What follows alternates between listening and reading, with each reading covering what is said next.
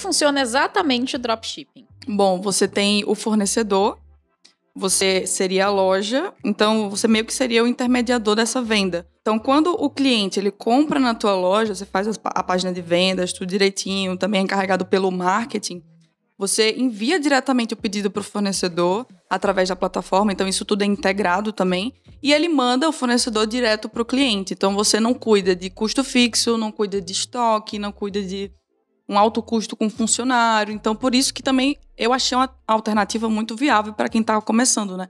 Porque você não tem uma barreira de entrada muito grande, você pode começar com pouco capital. E como é que era o seu negócio? Como que ele surgiu? Como que ele começou? O que você vendia? O que você vendia? Um dos meus primeiros produtos que mais vendeu, assim, que pegou realmente tração e que me trouxe resultado de fato, foi aqueles ring lights. Ah, que sabe? legal. Aí eu fiz uma copy que era basicamente... Você sabia qual é o segredo das blogueiras para ter uma maquiagem perfeita, uma iluminação e tal? Eu meti essa copy e aí eu consegui escalar. Aquele produto foi um dos meus primeiros produtos vencedores. No início eu comecei sozinha, minha loja, claro. Aí, enquanto foi escalando, eu tive que me virar na raça mesmo, a delegar, a construir equipe, delegando primeiro o suporte, depois o operacional e tudo isso. Cara, é muito legal isso. Eu gosto muito de ver essas histórias, porque a gente traz pra realidade que é possível fazer. Uma pessoa Total. em casa, sozinha, sem mesada, Total. né, que não tinha apoio de ninguém, literalmente, conseguiu fazer. Então, você montou, você escolheu os seus... Como que era escolher os produtos? Você escolhia algum fornecedor de fora, daqui? Como que era isso? Fornecedor sempre internacional. Só que tem um porém. Dependendo do frete que você escolhe, pode demorar para chegar. Antigamente era padrão isso, demorava para chegar. Só que atualmente, hoje em dia, já faz um bom tempinho, você tem alguns modelos específicos de frete que conseguem chegar em tipo 10, 15 dias, muito fácil. Não sabia. Da China até o Brasil. Você ainda trabalha com dropship? Não. Não? Hoje? Atualmente, a gente vai chegar nessa história aí, né? O que foi que desenrolou o meu negócio. O que eu tô fazendo hoje, como é que se desenrolou a empresa, mas vai chegar isso. Tá, mas vamos lá. Então, aí você escolhia e aí a pessoa mandava direto pro cliente. E isso é uma coisa que, tipo, pelo menos... É que faz muito tempo que eu não compro nada na China. Acho que o Covid chegou e fiquei com medo. Mas demorava muito tempo. E tinham muitas coisas que não chegavam. E isso é um risco, né? Porque, na verdade, a compra foi feita por você, né? As pessoas pagavam você. Você teve muitos casos disso acontecer? Como que você lidava? Cara, isso depende muito da gestão da pessoa e principalmente do caráter dela. Uma coisa que eu vejo no mercado de dropshipping é que existem muitas pessoas que mancham o mercado fazendo esse tipo de coisa, né?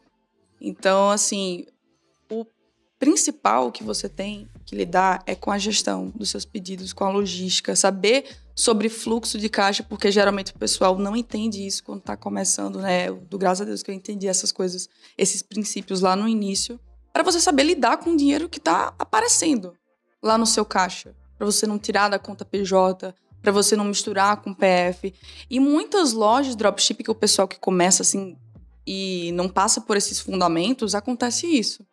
E aí a pessoa se perde, acontece esse tipo de coisa, e não dá certo, e não tem resultado, papá. Então, eu acho que o principal mesmo seria a pessoa primeiro estudar os fundamentos.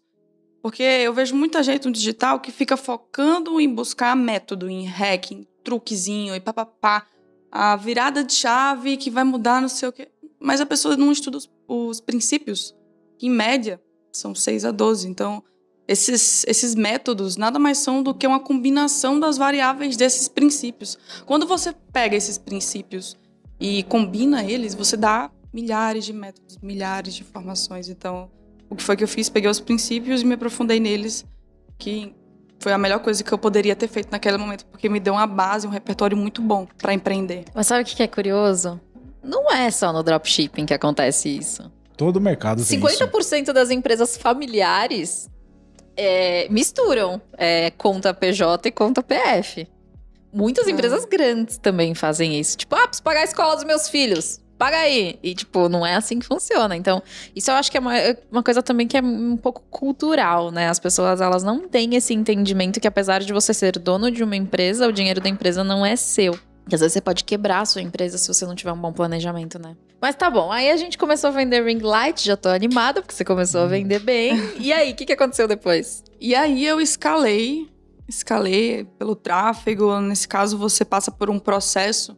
Drop é muito o produto, a página de vendas, a copy e o tráfego, principalmente. Porque é no tráfego que a pessoa ganha atração, é no tráfego que a pessoa consegue escalar de fato. Então, eu consegui escalar, eu achei um público, uma segmentação que estava indo muito bem, e aí eu fui lá, taquei a mão naquilo. Peguei todo o dinheiro que estava entrando, reinvesti, paguei os produtos, estava tudo indo certinho e eu fui escalando aquele público. Só que tem uma coisa bem importante que você tem que fazer quando você trabalha com isso, que foi inclusive o que você acabou de falar agora. A pessoa pega aquele dinheiro e acha que não vai acabar, que a pessoa não tem custo fixo e tal, que é o ciclo de vida de um produto. Cada produto ele tem um ciclo de vida. Então você passa pelo início, a fase de crescimento, pela fase de maturação e depois pela fase do declínio. Nessa fase do declínio, quando você entra, é quando você tem que testar novos criativos, quando você tem que testar novas segmentações, quando você tem que fazer teste AB, testar variações de copy,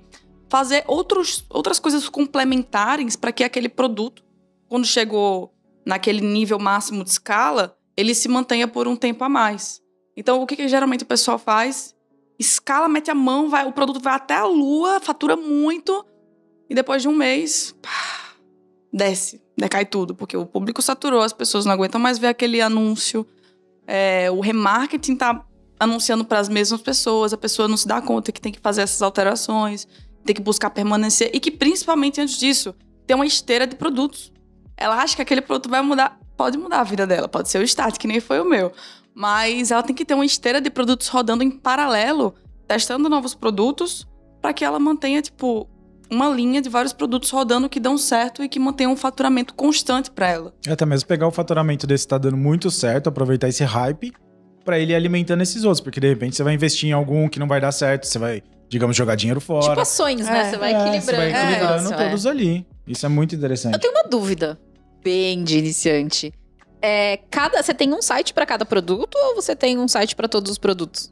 Isso é bem relativo, depende de como é que a pessoa gosta de trabalhar. Na época, eu trabalhava com a loja genérica, com uma central de vendas e landing pages atreladas a essa central de vendas. Então, assim, cada landing page era um produto diferente, uma loja diferente, um branding diferente, digamos assim. E qualquer tipo de venda que ia por essas landing pages ia direto para a página central de vendas, que ia para uma empresa, que seria a central de vendas, uma empresa de vendas. E uma coisa importante, não sei se tem, mas o pós-venda é uma pedra no sapato ali, porque assim, você está fazendo uma negociação com uma outra empresa, você está sendo um intermediário. Existe muito problema no pós-venda, a pessoa reclama, não chegou o produto, o que aconteceu, sei lá, endereço errado, qualquer coisa assim.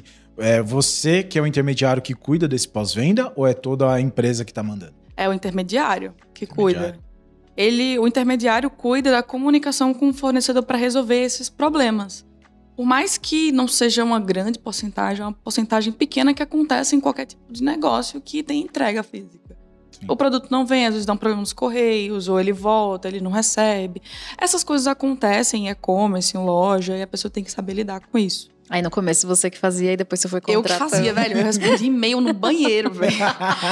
Quando começou a escala, o negócio começou a dar certo. O celular, mensagem, assim, os e-mails só aparecendo no pessoal. Eu respondendo e-mail o dia todo. Cara, não, assim não dá pra continuar. Eu vou ter que delegar, vou ter que contratar um suporte. Sério. Quanto tempo demorou da hora que você começou pra hora que você tava no banheiro chorando, desesperada, falando eu preciso contratar mais pessoas? Cara, eu acho que foi após 3 meses que eu comecei, assim. Inclusive, foi um erro que eu cometi. Eu deveria ter delegado muito antes. Eu não delegava porque, eu tinha medo. Eu achava que as pessoas não iam fazer melhor do que eu, sei lá. Então, eu passei por esse tempo, assim, fazendo tudo sozinha. Mas foi um erro que eu cometi. Mas isso eu não sei você, mas, por exemplo, eu, né? Dentro do meu curso, eu tenho esse receio. Então, eu quero cuidar. Eu quero cuidar do suporte, eu quero cuidar das vendas, eu quero cuidar da página, eu quero cuidar de tudo. Porque eu tenho certeza absoluta de que eu vou fazer o meu melhor.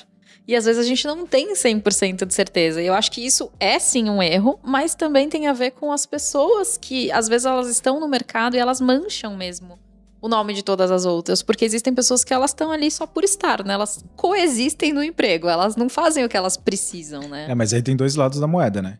Porque tem a questão do você não delegar que você tem certeza que vai dar tudo certo.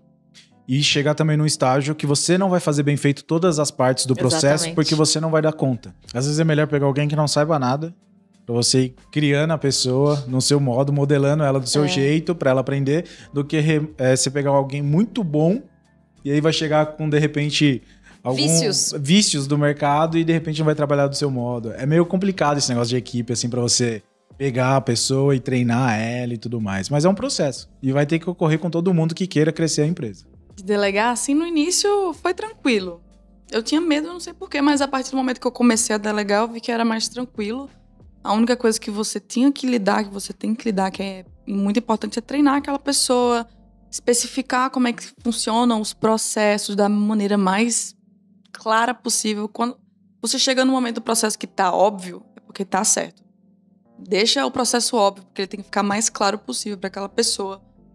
Então eu fui criando essa noção ao longo do tempo, né? Enquanto eu fazia na prática aquelas coisas. Enquanto eu tinha que lidar com tudo aquilo acontecendo. E aí você tava falando que o produto, ele tem esse processo, né? Montanha-russa. Aconteceu isso contigo? Como que foi isso? Como que você fez? Você aprendeu na prática ou já sabia que acontecia esse processo? Eu já sabia. Eu já sabia. Dou graças a Deus que eu já sabia disso. Eu já tinha estudado. Então, eu já tinha uma esteira de produtos rodando, outros produtos também paralelos rodando em complemento com esse. Então, tava naquela época que ele tava muito escalado, manteve o seu teto. Depois que ele decaiu, ficou os outros lá rodando em paralelo e com a receita constante. Bem bacana.